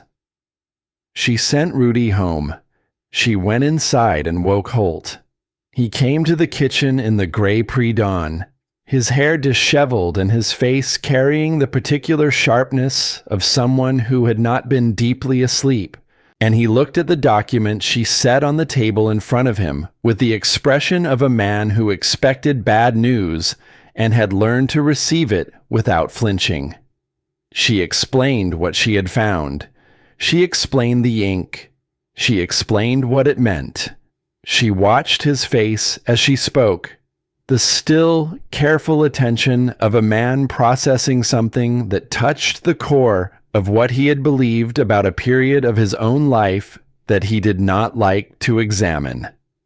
When she finished, he was quiet for a long time. "I signed something that first year," he said finally. "I signed a great many things that first year that I don't fully account for." He looked at the document. "I thought it was an agreement about shared water access for the summer grazing. Vale presented it as a neighborly arrangement." "He presented you with one document and kept another," she said. "The signature was transferred. What you agreed to and what this claims you agreed to are not the same thing." He looked at the document for another long moment. Then he looked up at her. There was something in his eyes that she had not seen there before. Not gratitude, exactly, and not relief, but the specific expression of a man who has been carrying a particular fear for a very long time and has just discovered that the fear was based on a fiction. "He had me," Holt said, "if you hadn't seen the ink." "The ink was there to be seen," she said. "Someone had to look." He held her gaze. The kitchen was cold, the fire not yet rebuilt, the gray light just beginning to show at the window. Neither of them moved for a moment, and the stillness between them was different from all the preceding stillnesses. Not the careful distance of strangers, not the managed quiet of people proceeding tactfully around difficult subjects, but the stillness of two people who had arrived somewhere together and were both aware of it. Then Holt reached across the table and picked up the fraudulent contract. He held it for a moment, looking at it. Then he set it back down with the same deliberate care he used for everything that mattered. "We ride to Doyle at first light," he said. "Yes." "And then the council." "Yes." He nodded. He rose and began rebuilding the fire in the stove with the same methodical attention he brought to every physical task, and she watched his hands, certain now, unhesitating, no longer carrying the particular tension of a man who did not know what he was up against. She thought about James's letter and what James had asked of her regarding this man, and she thought that she had done what was asked insofar as she had been able. She had not let him believe the failure was his. She had shown him the shape of the thing clearly enough that he could see where his responsibility ended and someone else's began. What happened next between them was not something James had asked her about, because it was not something James had been able to foresee. She was not sure she could foresee it herself. But she thought about the hand on the door frame at midnight. She thought about the way he said her name when he forgot to be careful with it.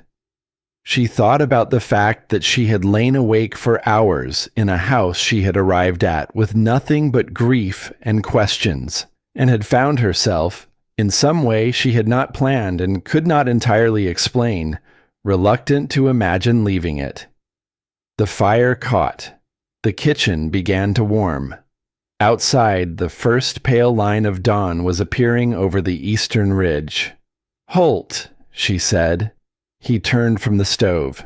She reached into her coat pocket and drew out James's letter, the one from Doyle, and set it on the table between them. She had not shown it to him before. She had not been ready, and he had not asked. "He wrote about you," she said. At length, she kept her hand on the letter for a moment. "I think you should read it." He looked at the letter. He looked at her hand. Then he crossed to the table and sat down, and she slid the letter across to him, and she got up to put the coffee on while he read, because some things were private even between people who had run out of secrets. And she understood that whatever James had said to him directly, he would need a moment to receive without being watched. She stood at the stove and listened to the fire and the creak and the first birds of the morning beginning their tentative negotiations with the cold. And she waited, and the kitchen filled slowly with the smell of coffee. And outside, the light continued its patient, unhurried arrival over the mountains, and Greystone Flat went on existing in its bowl between the ridgelines, indifferent and enduring, and the day that would determine what remained of Broken Spur had begun. The ride to Father Doyle's settlement took on a different quality in the early morning light than it had before. The frost was heavy on the grass, each blade edged in white, and the horses moved through it with the careful, deliberate steps of animals who understood that the ground was not entirely what it appeared to be. The sky overhead was a pale, washed blue, the kind of sky that arrived after a hard night and made no promises about what would follow. Holt had not spoken much after reading James's letter. He had folded it along its original creases and set it on the table and sat with his hands flat on either side of it for a long moment, and then he had looked up at her with an expression she did not have a word for, something that combined grief and clarity, and a third thing she recognized but could not name, and then he had simply said that they should eat something before they rode. She had agreed. They had eaten in the working silence that had become their native language, and then they had saddled the horses in the dark and gone out into the cold morning. She was thinking about the letter as they rode, about what James had written to Holt directly, which she had not read and did not need to read, about the symmetry of it.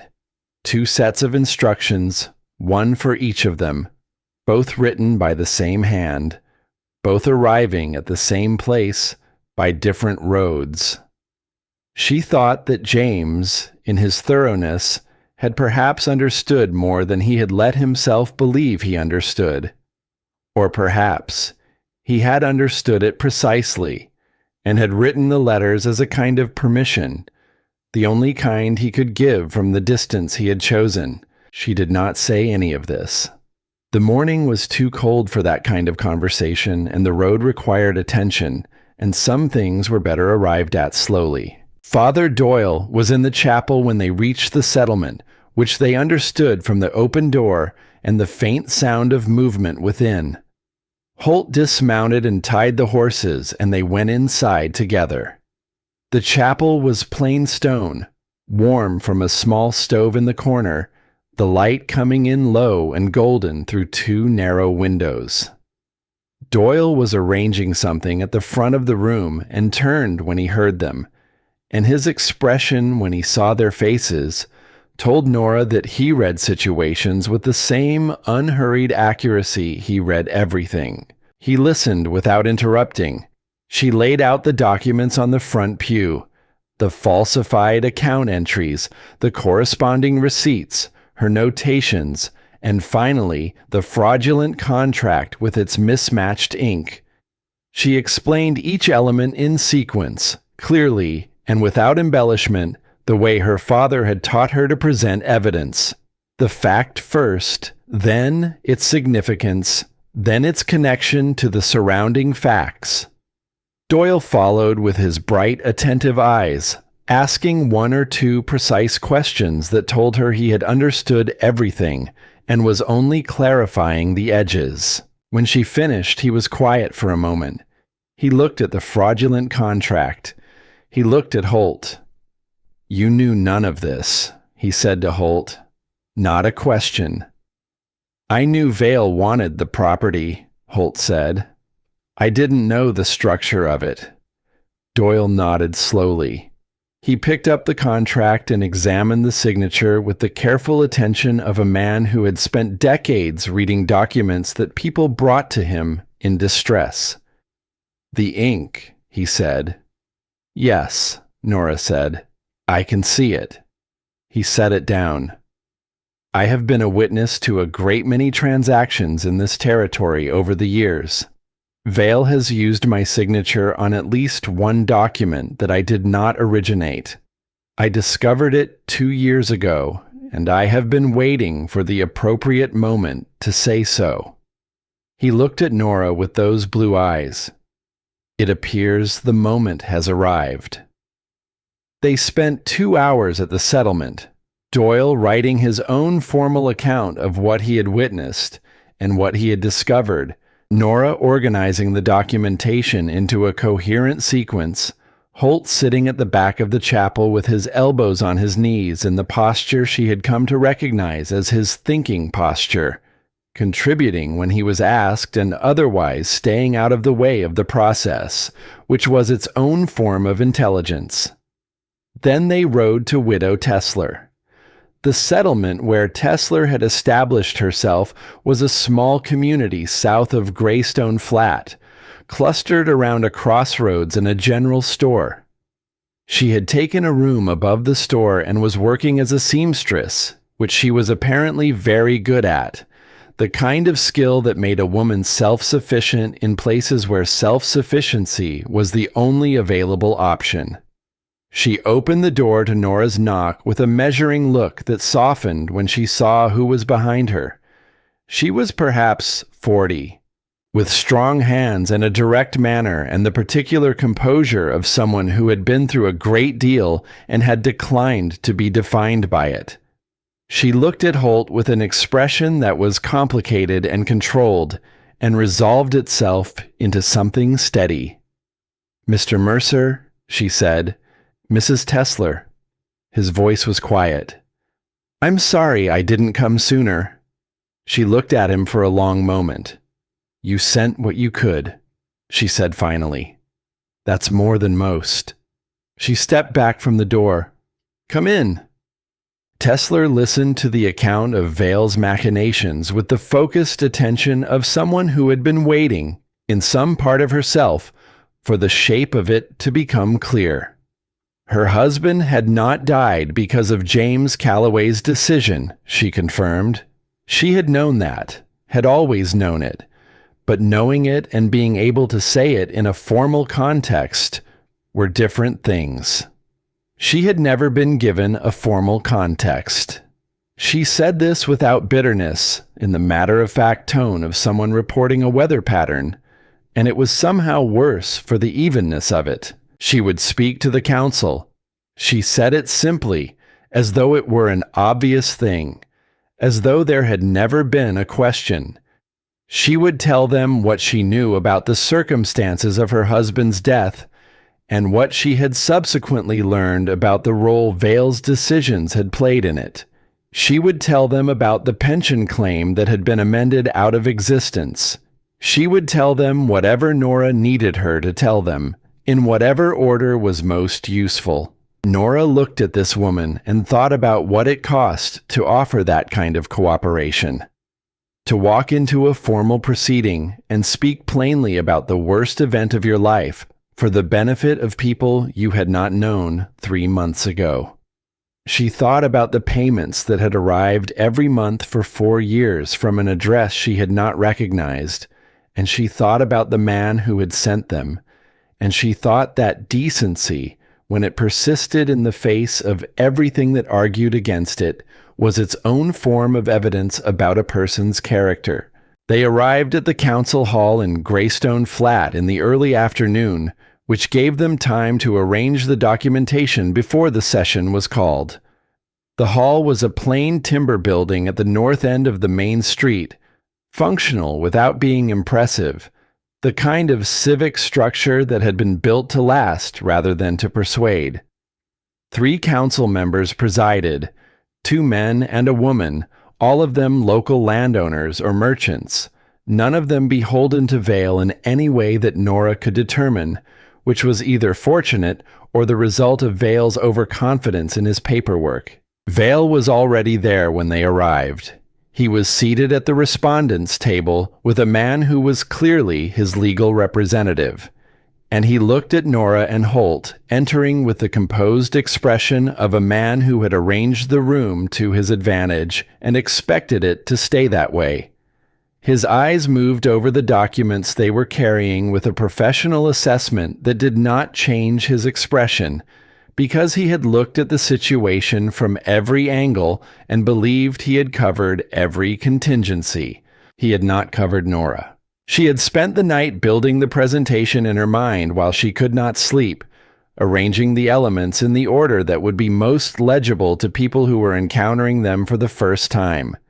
She understood that she was not a lawyer and had no standing to speak formally, but she also understood that Holt needed someone to translate what the documents said into language that was clear enough to be decisive, and that this was the thing she could do that no one else in the room could do as well. The session was called to order. Vale's representative presented the complaint, the account irregularities, the alleged mismanagement, the argument for administrative oversight. He presented the falsified account entries as evidence of financial instability, which they were, technically, if you did not know they were falsified. He was fluent and organized, and his presentation had the polished quality of something that had been prepared carefully over a long period. When it was Holt's turn to respond, he looked at Nora. She stood. She began with the receipts. She placed them in front of the council members one by one, each one corresponding to an account entry, each one demonstrating the discrepancy. She explained what the discrepancy meant and how it had been accomplished and by whom, presenting Rudy's account. which he had provided in writing that morning, his hands shaking as he signed it, as context rather than accusation, explaining the mechanism by which Vale had created an obligation and then used that obligation to gain access to the records. She was careful and she was precise, and she did not editorialize because she had learned from her father that evidence that speaks for itself is more powerful than evidence that is argued over. Then she presented Father Doyle's account. Then the fraudulent contract. She set the contract on the table in front of the council members, and she explained the ink. She explained what it meant in specific terms. That the signature had been obtained for one purpose and applied to a different document. That the debt the contract described had never existed. That the contract was not a record of an agreement, but a fabrication built around a signature. She asked the council to look at the signature and the body of the document under the lamp that sat on the table, and she watched them look, and she watched the moment when the woman on the council, who had been listening with her arms folded and her expression contained, leaned forward slightly and looked again. Vale's representative objected. Vale himself, for the first time, said something to his representative in a voice too low to carry, and the representative said something back, and for a moment the polished composure of the presentation showed its first crack. The council conferred. Not for long. 15 minutes in the back room while the hall waited with the particular charged quiet of people who understood that something significant was being decided.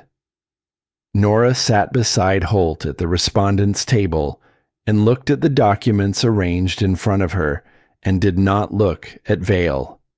She could feel him looking at her, though, with the steady, calculating attention of someone recalculating. When the council returned, the chair, one of the men, older, with the patient face of someone who had presided over a great many disputes and had developed a preference for clarity, looked at the documents on the table and then at the room. The complaint was dismissed. The administrative hold on Broken Spur was lifted. The fraudulent contract was voided and referred for further inquiry.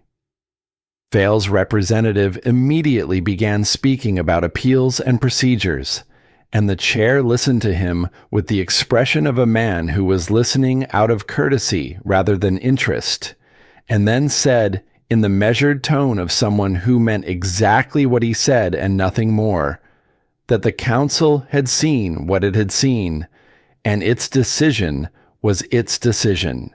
Vale stood. He looked at Nora. It was a long look, and it contained a great many things, none of them warm.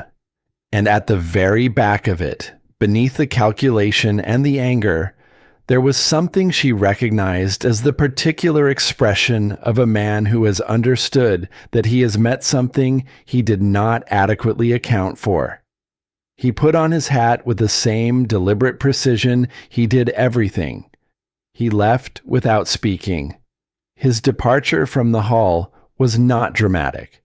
There was no confrontation at the door, no final exchange. He simply walked out into the afternoon, and his representative gathered the papers from their table, and then they were gone, and the hall held the quiet of something that had been resolved.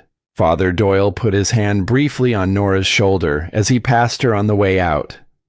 Widow Tesler looked at her across the room with an expression of calm, steady gratitude that was more eloquent than anything she might have said.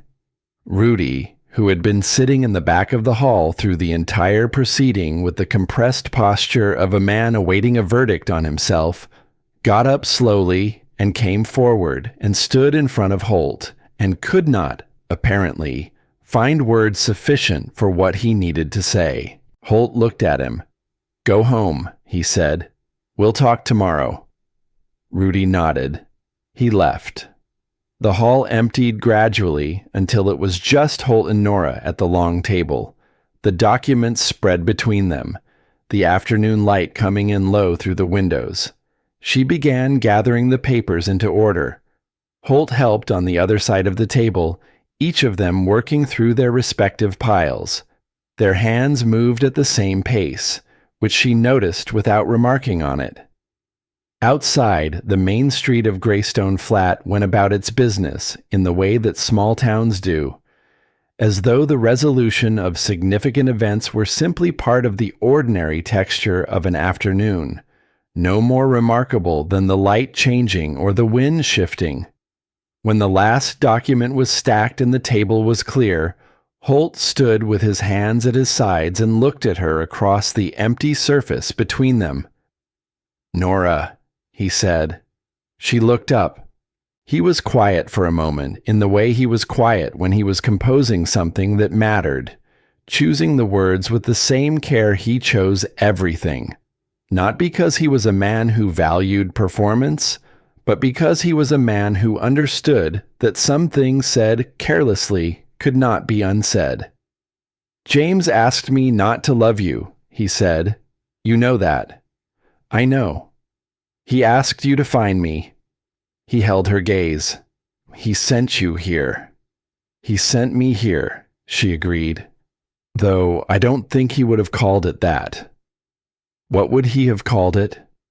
She thought about the letter, about the careful, thorough, loving language of a man who had documented even the things he could not bring himself to name directly. "An arrangement," she said. He would have called it a practical arrangement. Something shifted in Holt's expression, the near expression she had been watching for weeks, the thing that existed at the edge of what his face would allow. "And what do you call it?" She looked at him across the cleared table in the afternoon light of the council hall, in the small town that had been the far edge of the world 4 weeks ago, and was now simply a place she knew. She thought about the narrow bed with the new lock on the door. She thought about the account books and the receipts and the lamp held at a window in the dark. She thought about a photograph with 2 words written on the back in a hand she had known for 11 years and what those 2 words had set in motion. "I call it the beginning of something," she said. "If you want it to be." He came around the table. He did not hurry. He moved the way he moved through his own land, with accountability, with intention, with the quiet certainty of someone who had made a decision and was enacting it without drama. He stopped when he was close enough that she could see the gray of his eyes clearly, and she looked up at him and did not step back. He reached out and took her hand. His palm was warm and rough with work and entirely steady, and she felt the particular solidity of it, not the grip of someone holding on, but the contact of someone choosing to be present. "I've wanted it to be," he said, "since before I had the right to want anything." She turned her hand in his so that their fingers aligned, and she felt him exhale. Not a sigh, just a breath, the kind of breath a person draws when something they have been carrying has been set down in a safe place. They stood there for a moment in the afternoon light, not moving, not speaking, in the particular stillness of 2 people who have arrived somewhere they did not know they were heading, and are only now beginning to understand where they are. Then she said, "We should get back before dark." "Yes," he said, but neither of them moved immediately, and she thought that this too was part of it, the willingness to stand still for a moment in a good place before returning to the work of the world. Spring arrived over the high country with the reluctant, incremental quality of all things that had been long awaited. The frost retreated from the lower pastures first, leaving the grass pale and flattened but alive beneath. And then the creek rose with the melt from the ridgelines and ran clear and cold over its stones, and the cottonwoods put out their first tentative green along the banks, and the sky became the kind of blue that seemed impossible after the long gray months. Broken Spur came back to itself in that season in a way that had less to do with the weather than with the quality of attention being paid to it. There were small changes, the kind that accumulated into something larger without announcing themselves. A second chair appeared at the work table in the study. The kitchen shelf that had held only the strictly functional acquired a row of small things: a dried seed head in a clay jar, a smooth river stone, a book with a cracked spine that had been read many times. The vegetable plot on the south side of the house, which had been maintained with the efficiency of a man who treated food as function, was expanded and replanted with a care that suggested the grower was interested not only in yield, but in what grew beside what. Rudy stayed. This was not a foregone conclusion, and Nora had not pushed it either way. But Holt had talked with him twice in the weeks following the council session, and the outcome of those conversations was that a man who had been frightened into a wrong thing, and had then chosen, at cost to himself, to do a right thing, was not the same as a man who had chosen the wrong thing freely, and that 12 years of honest work before 14 months of coerced dishonesty was a record that still meant something. Rudy worked harder than he had before, which was saying something, and he did not talk about it, which was also something. Widow Tesler's pension claim was reinstated by the council inquiry that followed the session, a quiet administrative correction that took 3 months and produced no public announcement, which was how these things went, but which meant that she had a reliable income for the first time since her husband's death. She sent a letter to Nora that was short and direct and ended with a single sentence: "I am glad you came west." Nora kept the letter in the drawer of the study desk. Vale did not return to Greystone Flat. He had interests elsewhere, and he relocated them, which was what men like Vale did. They did not fight losing situations. They simply moved the calculation to a different set of variables. His absence from the territory was not celebrated because it was not dramatic, and small communities do not generally celebrate the absence of things. They simply continue. But there was a particular quality to the continuing that had been missing before, a kind of ease in the way people went about their business, as though something that had been making a low, persistent sound had stopped, and the silence it left was not empty, but restful. On a morning in early summer, when the grass in the east pasture had come back green and the cattle had been moved out to the upper grazing land and the creek was running at its best height, Nora was in the study when she heard Holt come to the doorway. She did not look up immediately. She was in the middle of a column of figures, and she had learned to finish a line of thought before breaking it. And she heard him lean against the door frame in the way he did when he was not in a hurry and did not need anything in particular, just wanted to be in the same room. She finished the column and looked up. He had something in his hand, a piece of paper, small, folded once. He held it out to her. She took it and unfolded it. It was a deed, the deed to Broken Spur, the original document issued by the Territorial Land Authority, clear and uncontested and bearing no other names than his own. She had seen it before, as part of the documentation for the council session. She looked at it now and then looked up at him, not certain what she was being shown. "I want to change it," he said. He was looking at the deed, not at her. "The name on it." She waited. "I want it to say both our names," he said. He looked up then, with the directness that arrived when he had decided to say something and was saying it without management. "If you want that." She looked at the deed. She looked at the single name on it, Holt Mercer, plain and definitive, and she thought about what it would mean to add a name beside it.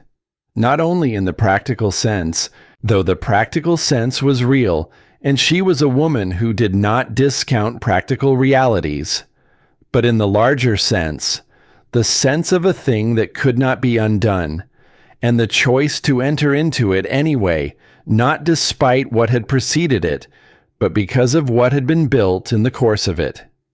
She had come to Broken Spur with a valise and a grief and a set of questions. She had not come to stay.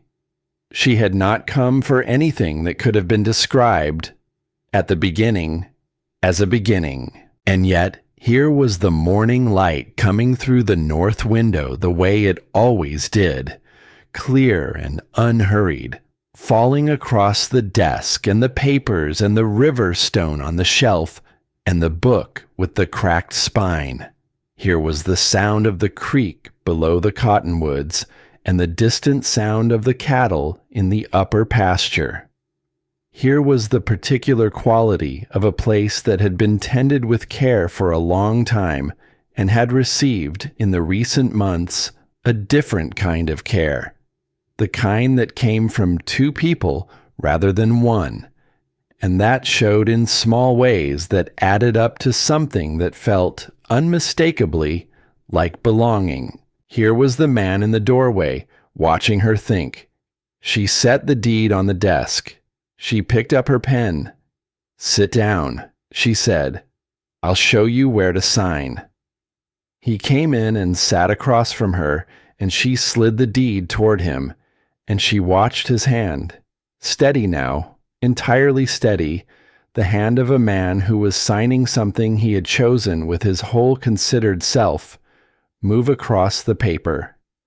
The signature was the same cramped, deliberate hand she had first seen on a fraudulent document in the early hours of the morning, a hand that did not write easily and therefore wrote carefully, every mark made with intention. He finished and set the pen down. She picked it up. She signed her name beside his on the deed, and the ink dried in the morning light, and the document lay between them on the desk bearing two names that had not appeared together on any piece of paper before that moment, and the room held its breath for a moment, the way rooms do in the presence of things that have just become irrevocable. Then Holt reached across the desk and picked up the deed and looked at it for a moment. He set it back down. He looked at her. She thought about what she would say, and discarded several things, and arrived finally at the simplest version. "James would have found it unbearably tidy," she said. Something crossed Holt's face, grief and warmth, and the complicated thing that lived in the intersection of the two, the expression of a man who has loved someone he has lost and has found that the love does not end. It simply changes shape and makes room. Almost a smile, the closest she had seen him come to one. He was a thorough man, Holt said. He liked things to resolve. He did, she agreed. Outside, the summer morning went about its business. A hawk turned above the east pasture in long, patient circles. The creek ran over its stones. The cottonwoods stood in their new green along the banks, and the light moved across the valley floor the way light moves across high country in the long days of summer, slowly and without waste, illuminating everything it touched with equal, unhurried attention. Nora reached into the drawer of the study desk and took out the photograph, the small, formal image of two men standing in front of a canvas tent, one of them squinting, one of them looking somewhere just off the frame. She looked at it for a moment. Then she set it on the shelf beside the river stone and the dried seed head in its clay jar. Not put away, simply placed where it belonged.